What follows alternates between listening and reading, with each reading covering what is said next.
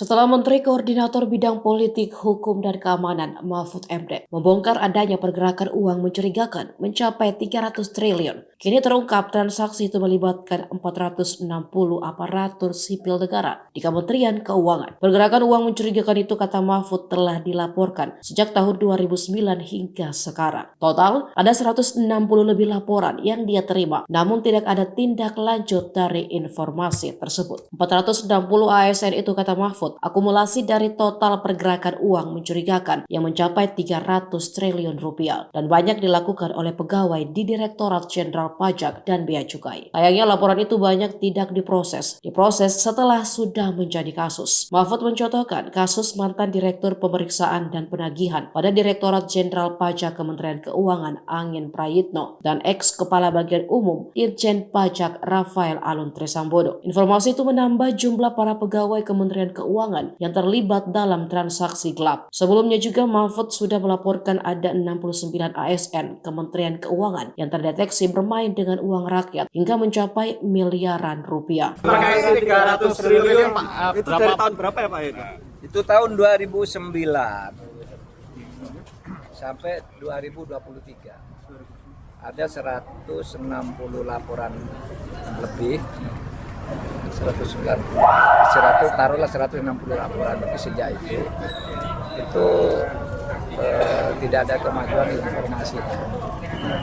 Sesudah dikumulasikan semua melibatkan 460 orang lebih ke kementerian itu, yang akumulasi terhadap transaksi yang mencurigakan itu bergerak di sekitar 300 triliun. Tapi sejak tahun 2009 karena laporan tidak diupdate, tidak diberi informasi respon. Kadangkala respon itu muncul sesudah menjadi kasus, kayak yang Rafael itu jadi kasus selalu dibuka, loh ini sudah dilaporkan dulu kok didiemin gitu. Baru sekarang bisa. Dulu Angin Prayitno sama, nggak ada yang tahu sampai ratusan miliar. Diungkap oleh KPK baru dibuka. Nah itu saya kira karena kesibukan yang luar biasa sehingga perlu sistem aja ya menurut saya.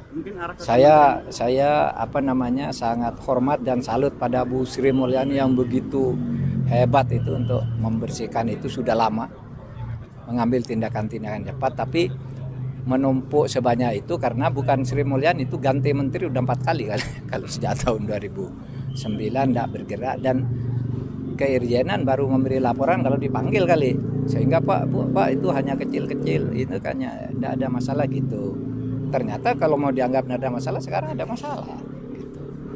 Tidak apa-apa, kira kita harus membantu Bu Sri Mulyani. Bu Sri Mulyani sedang menyelesaikan itu dan kita tidak bisa menyembunyikan apapun kepada masyarakat sekarang ini. Tidak tahu dari saya, tahu dari orang. Tadi ada yang tanya, ya seperti Anda tadi tanya. Tadi juga ditanya, Pak kok ada data baru 500 miliar siapa itu? Si Rafael ya. Lalu yang satunya itu, apa ya ada yang 3.000, udah tahu semua. Ya kita nggak boleh berbohong. Cukup ya.